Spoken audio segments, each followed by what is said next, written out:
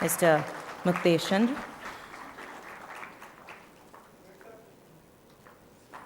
Thank you, gentlemen. Pleasure indeed.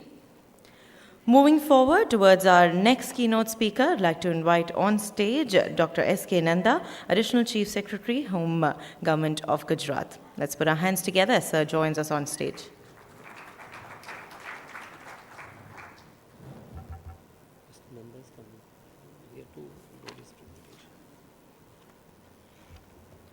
Well, we're here to talk about technology and more, and we'd just like to put on record a presentation that Sir will be presenting.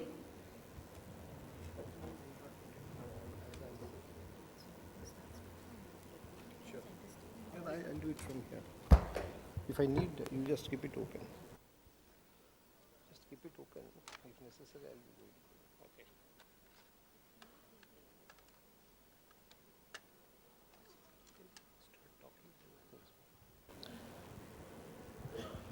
Welcome our great elite participants in this capital city. All of a sudden we have woken up to this great menace of what we call the cyber warfare, the cyber terrorism, the cyber surveillance, the cyber espionage. These are the things which have now stalked all of us and dominated all of us. And our good friends from NTRO, from the Ministry of Cyberspace, and all the great companies who are cohorts in the inter pool of our participants. In fact, it's a great tribute to the organizers to have started the first alarm bell at the national platform to take up this.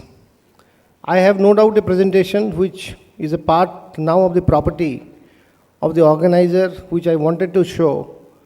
But the problem and tragedy in a presentation is that it doesn't allow you to speak. The presentation runs through and you become a mute spectator. I thought that basically this is not a presentation, or this is not a forum or a platform to show our technical competence or get into the nitty-gritty of what we call the cyber-related and the crime-related things, but to bring into foray certain things which all of us should now wake up, and probably it needs hand-holding and more of networking, more of participation with the companies, and more of awareness among the companies that what we should do and how India is now gullible and what could be the kind of strategy that could come through. Friends, I would like to pose 3 questions before I get into the entire subject matter. When we go outside our home, do we leave our gates open or closed? We never leave our gates open. We close it. That gives the answer to the people who are using our PCs, the iPads, the programs, the computers, the passwords. Most of us forget, and the tragedy starts. A day was there when blood donation was taken as a matter of fact. Anyone needing blood would go to a blood donor and he will take it off. But nowadays, it is not so simple. Why I brought the analogy was that now, if at all you want to have a good blood, you should be sure about the secure blood, regular blood, known blood, and also blood which is reliable blood. If you don't have these 4 features of blooding, of blood donation, you may fall into any kind of disease beginning from HIV or to any kind of paralytic diseases that may stoke you up in the next few years to come. As the technology improves and advances, I think we are getting into more and more issues, and therefore we need to know more of what is happening around us than what we feel that we are secure as of now. Here I would like to mention that, of course, it gives a good prop-up. It's a good stepping stone to the companies, to the cyber individuals and intellectuals who are here. I just wanted to mention that a country which wants to become a superpower, a country which wants to catch the limelight in these days to come, does not spend any budget worth knowing on the protection of the systems, on the protection of the regimes, or the infrastructure which we have created against the possible and the potential threats that are enveloping everywhere, particularly when people have started having applications downloaded, RPG files, PDF files, sent every second and every minute of our life. We probably are too naive, or we are not too much woken up to deploy that force which is used in a war. In a war room, it is the captain and the brigadier, followed by the infantry, followed by the recruiters, and also having its own systems and its rules of business, what you call the SOPs, the standard operating procedures. They are all well laid out in an army regime. Let me mention that this world, the cyber world, in the sense, not in the positive sense, but in the sense of its danger, the potent thrusts, the thrust areas of the cyber war, which is likely to take place in the next few years, which has already started, is almost resembling this kind of an apparatus. It has got its executives, it has got its own recruiters, the malwares are also designed, the infective softwares are being introduced, and also the clients are quite established, and with the kind of the social media that is popping around, leveraging on the social media, whether it is the Facebook, or it is the Twitter, or it is the LinkedIn, FaceTime, WeChat, whatever you call, this has become a handy tool also to intrude, and therefore things have become more confusing and more complex. Dr. Gulshan Rai is here. No doubt they have come out with a policy which lays on secure, assure, and alert systems, which have to be three-pronged strategy in days to come. But it is not the government of India. It is each one of us which has to think in its own different manner, employ people who are programmers, deploy the infrastructure-related people, have our own ethical hackers, have our people who are able to do all kinds of job which is related to the vital infrastructure installations that have to be protected in the country, or in a corporation, or in a refinery, or in a fertilizer company, because they all constitute a part and parcel of the economy of the country, and they are as integral to us as the government is to us. It is not only the DRDO which is important to us, it is not the NTRO which is important to us, it is also the economic infrastructure, the nuclear infrastructure, the roads and building infrastructure, and the telecommunication infrastructure, which is as equally an important vital link for this economic sustenance, and also the economy to have a leapfrog, which we intend to have. Taking that as one of the most important points in the coming days, I just wanted to ensure that now it's a time when all of you have to be deployed. A budget has to be earmarked. Minimum infrastructure has to be there. And simple rules of conduct, simple do's and don'ts have to be devised. When we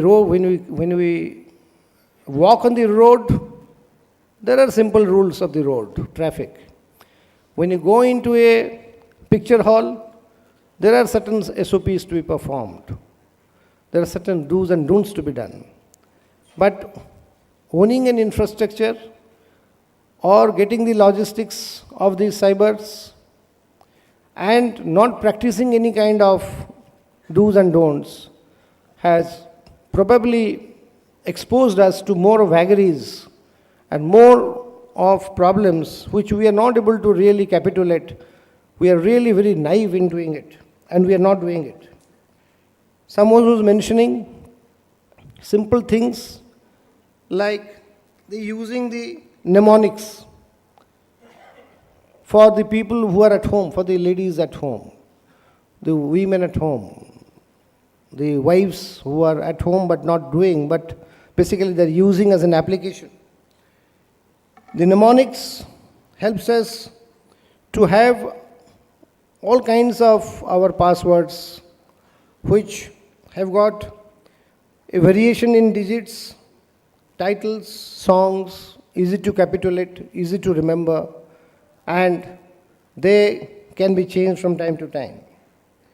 The other thing which we have been advising in this department and ministry which I am holding, particularly because of the complaints which are becoming because of the rapacious use of this MMS and the vandalism and the kind of the things which are used for outraging the modesty of women, is that we say that don't use the same password, use your passwords, change your passwords. The bank account's password should be separate, which normally all of us do. But I think it is very important that in the national system, this kind of an advertisement, this kind of a advocacy has to be now probably the hallmark of the regime.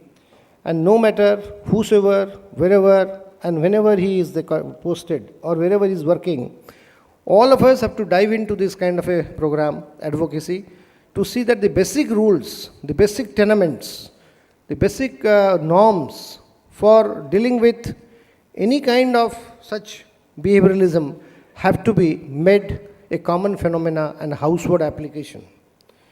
Like, as I was mentioning, the using separate for the banks or the Facebook accounts, using HTTPS and also the two-way verification system which is there in Gmails, and also of not using the disabling the GPS system wherever you are, it's not required, and also spending time to have curing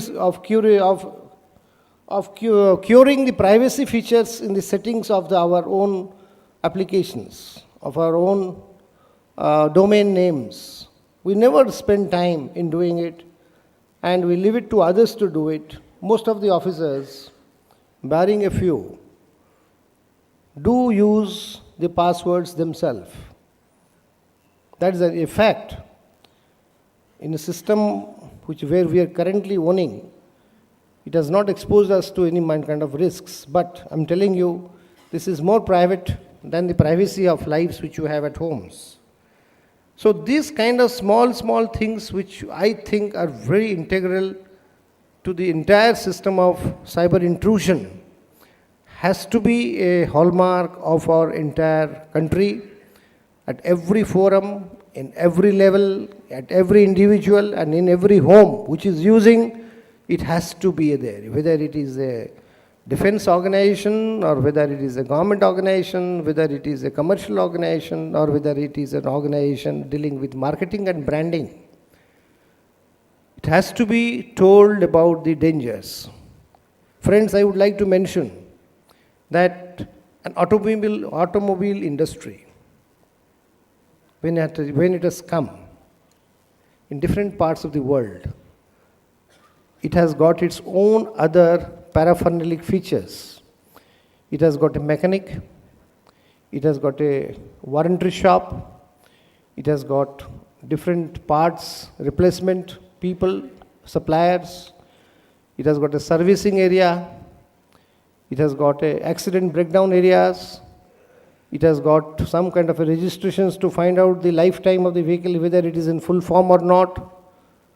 The entire paraphernalia of an automobile somehow has developed, evolved, or as you say, emerged quite logically and intuitively or quite historically with the automobile industry. Nothing is dissimilar when it comes to the cyber industry. In the cyber industry, it is as good as an automobile industry, where all kinds of features dealing with servicing, dealing with protection, dealing with the defense mechanisms, giving the rear guard, mirror on the right side, helps you to ward off accidents, a left side tire, which is flat tire, which will not be punctured, would enable you to at least travel 100 kilometers without any problems. These kinds of modifications and technological additions and efflorations has developed in the automobile industry for not only comfort levels being raised of the passengers in the car, but also of upgrading the security levels of a car when it is having a breakdown. Can you think of 20 years before when you have apply sudden brakes, the airbags never used to come out. We have never, I think thousands of people must have perished because the airbags were not systemized as a part of the infrastructure or of the automobile design of the cars. But now hardly anyone dies because unless it is too crueling an accident, too devastating a phenomena, it saves the people from dying at least, if not injured. Same way, like an automobile industry which has spawned itself, opened its fangs, opened its, the entire regime has gone up. Beginning from a villager, you find a village shop, you find a repair shop even in a small village to take care of the automobile. But you don't have this kind of a feature when it comes to the cyber intricacies. We don't need to have a repair shop for in cyber, but we need to take care of the security features of a cyber. So it's high time that we must come out with this kind of a do's and don'ts and advocacy campaign. Coming to the, particularly the do's and don'ts are important because now, as you know, the apps are available freely and you never know which apps really makes what kind of a change for you and how can it be there. Particularly friends, here I would mention here, like in an army, we have got different levels and hierarchy of positioning, of recruiting, of putting the people on the job, of doing the blistering attacks on the people, and also on conquering the enemy. In the same way, in our entire world, the statistics show that every minute, every second, we are having at least 17 people who are getting victimized, and per day it is 556 people. A recent report suggests that victims lose around 290 million pounds worldwide, and therefore this has triggered off the European Commission to set up the Cybercrime Center, EC3, at Hague, and also the Israeli PM, who is more vulnerable in terms of its enemy positions around him or the country. They are spending almost their sizable amount of money on this kind of applications, and in the entire global scale, we need to have more of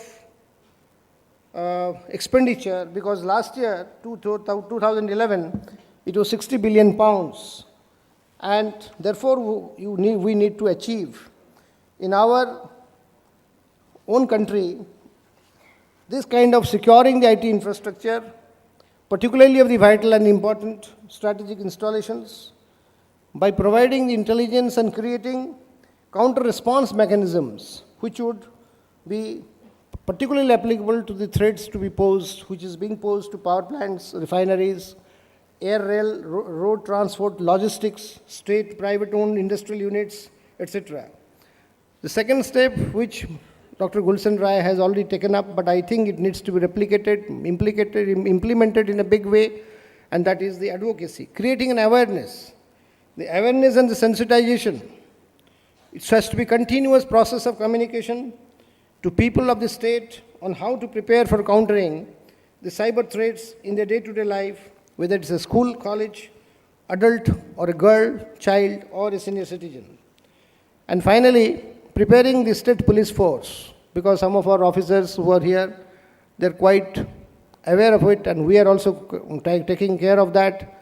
We are also, in my state, we are taking care of something called the CSK. It's not the Chennai Super Kings, but Cyber Suraksha Kavach.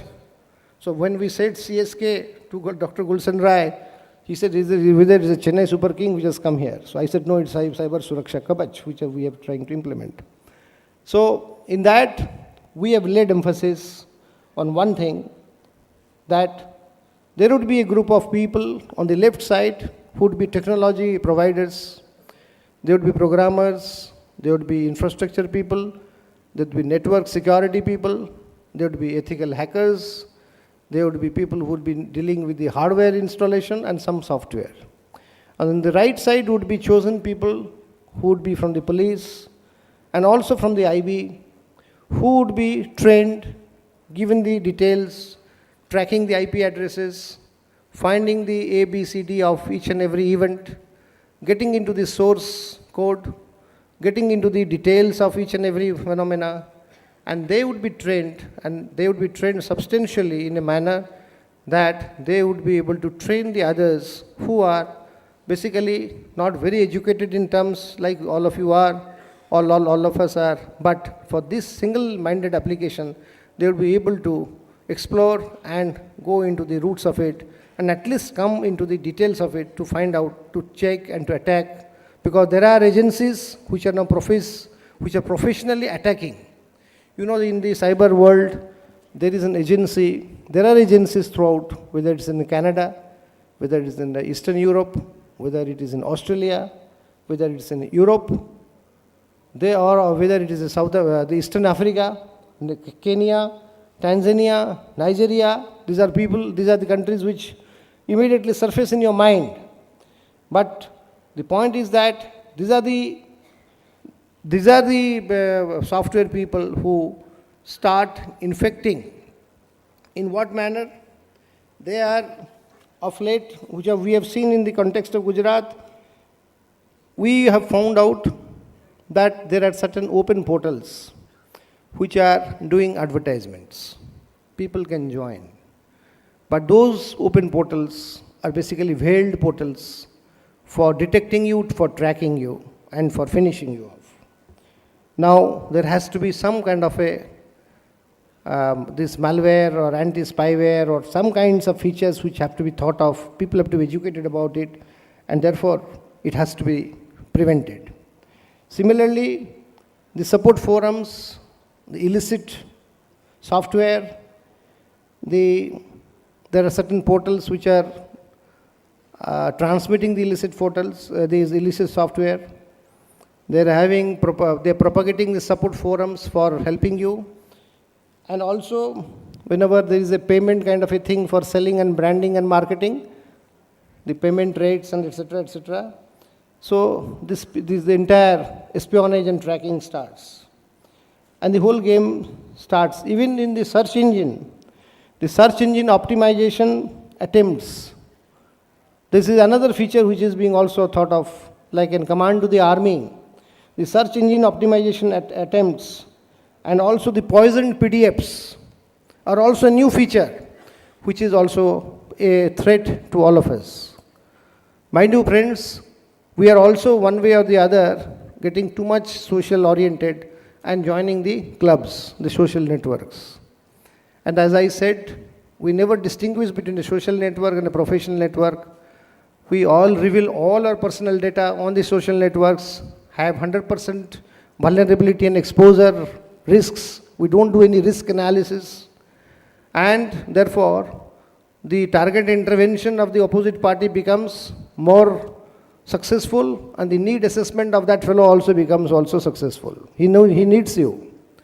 And what happens is that even if I do not know your official website, and I am, let's say, I am a friend of Mr. Rai, Gulsen Rai, and there is another friend of mine who is probably hired by some fellow to get into his networks. So he will be sending a mail which probably in this way it will be very good joke and other kind of a thing, or something of a smiley kind of a thing which I would like to transmit and forward it.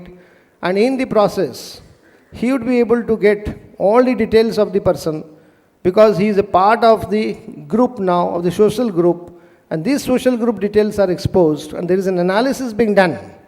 Mind you, there is an analysis being done of people who are needed, of which are the clubs in which he has got overlappings.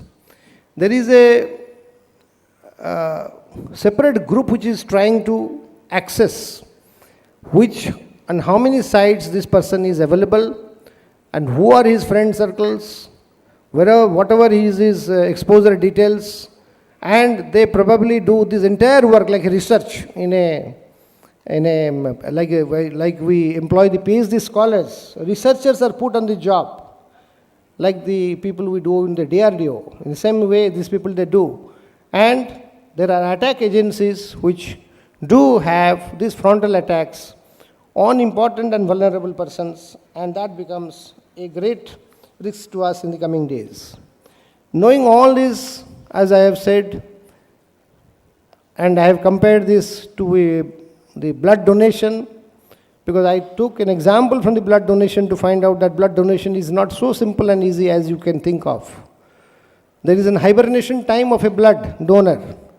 Even if I call you that you are free to give blood today, but there is an antibody of a HIV virus which may develop within next 60 days to prop up. And until and unless a blood is stored in a blood camp or through a blood camp in a blood organization for more than 60 days, no blood should be given. But people don't know it. Because a person today, if you take my blood, I may be testing absolutely negative. But the contraction process of developing the antibodies may be, that is a hibernation period, may take 60 days to develop. The technology has developed to find out, and it will be called blooming of the antibodies, blooming system. And this blooming will take place in 60 days. And after 60 days, when this blood is tested, or it is gone to what we call the fractionalization of blood, where we derive things like plasma, the white blood corpuscles, the RBCs, the platelets, this kind of fractionalism is taking place in the blood now. No whole blood is given nowadays. To the cancer patients, it is plasma. To the hepatitis people, it is different. To the, chikungunya, it is platelets. This kind of new technology is not known to the villagers in India. They take blood, and after a few days they detected with HIV, and that becomes a paralytic disease for them to survive and to live in the country, including social taboos. But what was his fault? He did not know. There was no knowledge. So what, friends, I think we must now emphasize this conference is that this hoisting and flagging of knowledge corridor in every area has to be a compulsory feature. And like we employ in every company HR consultants, we spend money on advertising and publicity. It is high time that we also must have some people who are professionals, who are reliable, who are in India, who are thoroughly elites in the sense of being quite accustomed to the ways of cyber manipulations. They are knowing the do's and don'ts of it. They have to be put as a part of the infrastructure. And all kinds of technological features have to be inbuilt of those companies which would be able to support these features, and then only we would be able to defend ourselves. Basically, India's system would be more defensive than attacking. We are not those ones in the Nigeria that we want to do attacks. We are not those kind. We are not those fellows who are situated in Canada or Australia, which is doing espionage politically or as a part of the policy or as a part of the corporate wars to finish the other corporation through this strategy of the cyber war. What in India we should have is a proper defensive situation in which we have to defend and completely foolproof our systems from any kind of infiltration, penetration, intrusion and attack